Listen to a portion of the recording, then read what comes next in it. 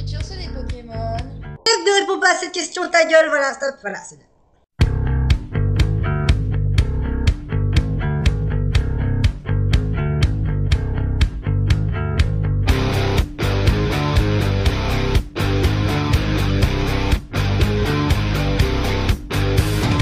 Bonjour, bonsoir à tous et bienvenue à ce deuxième point culture sur Pokémon. Ce point culture est la suite de la première vidéo que j'ai sortie à ce sujet, donc si vous ne vous en rappelez pas, vous pouvez aller y jeter un petit œil. D'où est née la nécessité d'un deuxième point culture sur les Pokémon? Eh bien, de plusieurs choses. D'abord, il veut des vues, il veut de l'argent, il exploite les masses sociales et les moutons. Nous sommes des objets. Link, c'est un manipulateur. Il viole des chèvres dans des caves. Ah, attendez, je dois mettre mon filtre anti-rageux. Voilà. Donc, déjà, d'une part, il y a certains aspects survolés dans le premier point culture que j'aimerais approfondir. Et d'autre part, j'aimerais redonner à Pokémon une place qui, je pense, lui revient. Pokémon n'est pas qu'un petit jeu sympa, c'est vraiment tout un univers. Je sais pas si vous avez des notions en mythologie Pokémon ou si vous vous êtes déjà demandé d'où dans le vrai monde venaient les Pokémon. Pour Salamèche par exemple, vous connaissez la salamandre? L'animal légendaire qui se baigne dans les flammes et qui meurt lorsque ces dernières s'éteignent? Et dont est également inspiré d'ailleurs Natsu, le personnage de Fairy Tail? Non, pour vous comme pour moi, quand j'étais jeune, Salamèche était un lézard vaguement dinosaurifié avec du feu au bout de la queue. Et je me suis posé pas la question, pourquoi faire cramer la queue d'un lézard? Ça me paraissait logique. Puis dragon, voilà, feu, tout ça, voilà, cul à mouton. C'est comme Nidoking qui serait inspiré de Baragon, un kaiju assez populaire. Les kaijus sont des monstres géants, vous savez, dans les films japonais. Fenner est adapté du conte Kyuubi no Kitsune, le renard à 9 queues, une créature maléfique. Pour ceux qui ne savent pas pourquoi Magikarp évolue en Léviator, eh bien sachez qu'au Japon, si une carpe remonte une cascade nommée la Porte du Dragon, elle se transforme en dragon. Il y a des explications pour plein de Pokémon comme ça, sans que vous vous en soyez jamais posé la question. Moi, j'avoue que je me pose plein de questions depuis, genre, pourquoi le Père Noël est un poulet? Est-ce que Judocrack naît avec une ceinture blanche? Pourquoi est-ce qu'ils nous ont refait le coup du Pokémon qui se redresse et qui évolue? Pourquoi Mesmerella est-elle un Pokémon Lolita gothique? D'où vient Culbutoke, bordel de merde? Comment Axolotl attaque Dynamo Point sans point? Comment Nosferapti attaque Regard Noir sans regard? Comment peut-on jouer au jeu du ni oui ni non avec un non mais oui?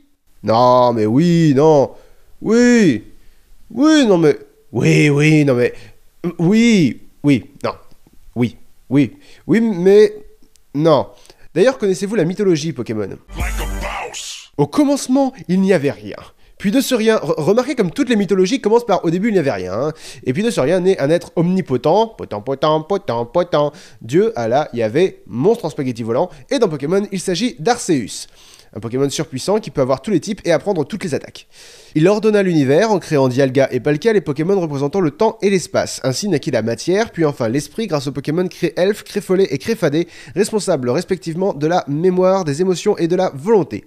Mais comme seul Dieu est parfait, ce que Dieu crée ne l'est pas, et l'incarnation du mal dans Pokémon c'est Giratina, une créature de cauchemar qu'Arceus a bannie dans le monde Distorsion. Une fois le mal créé, Arceus a créé la réalité d'un côté et l'idéal de l'autre, le yin et le yang, Reshiram et Zekrom, avec entre les deux dans ce minuscule interstice faisant que la réalité ne sera jamais l'idéal et l'idéal jamais une réalité, nous avons Kyurem, qui d'ailleurs est défini dans le Pokédex comme un Pokémon frontière. Sont créés ensuite la Terre divisée en trois, la Terre et la Mer, donc Kyogre et Groudon qui n'arrêtent pas de se foutre sur la gueule et qui sont donc supervisés par Rayquaza, l'air qui a le pire métier du monde. S'ensuit la dérive des continents orchestrée par Regigigas qui crée Regirock, Regice et Registeel pour lui filer un coup de main parce que déplacer des continents c'est sympa mais c'est chiant. S'ensuit la régulation du climat gérée par Elector, Articuno et Sulfura dont on remarque au passage que les noms sont en partie composés de noms de dieux. Et donc la régulation de la météo par Boreas et Fulguris, eux-mêmes sous la tutelle de Démétéros.